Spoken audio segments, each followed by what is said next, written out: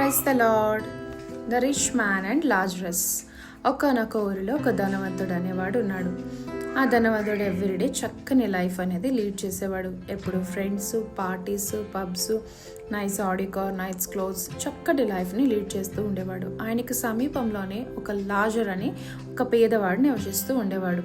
ఆయనకి ఎప్పుడు ఆయన అనారోగ్యం పడి, జబ్బు పడి, తినడానికి తిండి లేక, బట్ట లేక చాలా అవస్థ పడుతూ ఉండేవాడు. ఈయనకి సమీపంలోనే ఈ ధనవంతుడు తినే తిండిని తన యొక్క టేబుల్ దగ్గర నుండి పడిన ఆ యొక్క అన్నాన్ని కానీ, ఆ యొక్క ఫుడ్ని కానీ ఆయన తెచ్చుకొని దేవునికి థ్యాంక్స్ చెప్తూ, దేవా ఈరోజు నాకు ఈ ఫుడ్ ఇచ్చినందుకు వేలాది వందనాలు, నేను స్తుతిస్తున్నాను, ఈరోజు ఈ బ్రతుకును బ్రతుకుతున్నానంటే నీవు ఉన్నావు కాబట్టి అని స్తుతిస్తూ దేవుని ఘనపరుస్తూ ఆ యొక్క తిండిని తింటూ తన జీవనాన్ని సాగిస్తూ ఉండేవాడు.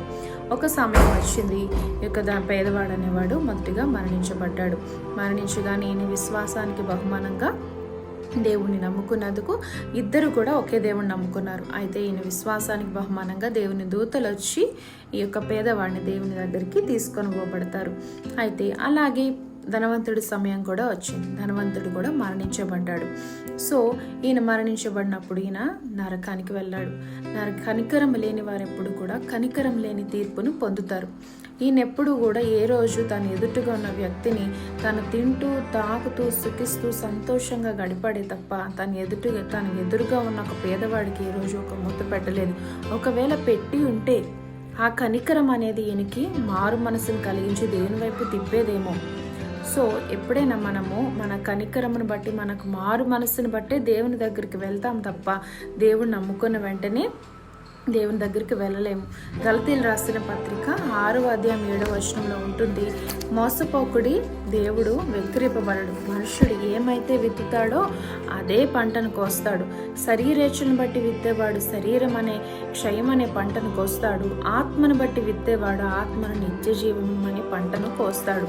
సో ఈ విధంగా ధనవంతుడు అనేవాడు నరకానికి కొనుపబడినప్పుడు ఇక్కడ నరకం నుంచి లాజరస్ అబ్రహాము రొమ్మున ఆనుకోవడము చూశాడు.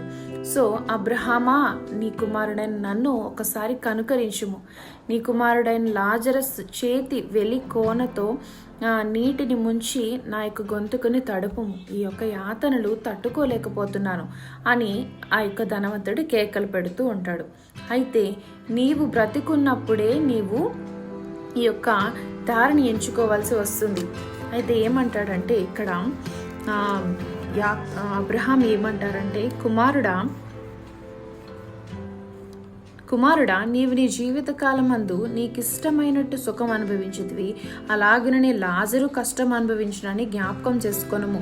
ఇప్పుడైతే వాడు ఇక్కడ నెమ్మది పొందుచున్నాడు, నీవు యాతన పట్టబడుచున్నావు.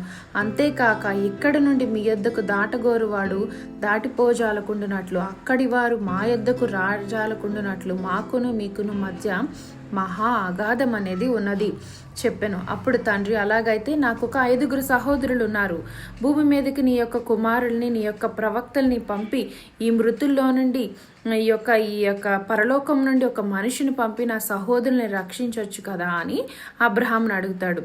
లేదు, వారు చెప్పడానికి ప్రవక్తలు అనేవారు ఉన్నారు, మోషే ప్రవక్తలు ఉన్నారు. అంటే ఈ కాలంలో దేవుని సేవ చేసేవారు, దేవుని సంఘంలో ఉన్నవారు అనేక మంది ఉన్నారు.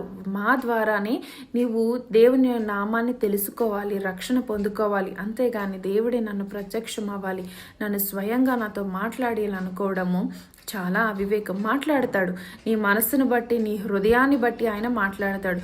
సో నీవు బ్రతుకున్నప్పుడే నీవు ఏ విధంగా జీవిస్తున్నావో తెలుసుకో. మారు మనస్సు లేని జీవితము దేవుని రాజ్యానికి మనల్ని తీసుకువెళ్ళదు.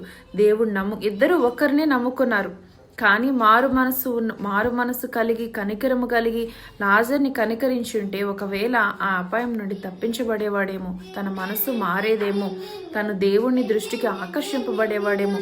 సో ఈరోజు మనము మారు మనసు కలిగి దేవుని దృష్టికి ఆకర్షింపబడేవారుగా ఉండి అనేకమైన వారికి సువార్త అందించి రక్షింపబడేవారుగా ఉండాలని దేవుడు కోరుకుంటున్నాడు. God bless you all. Thank you.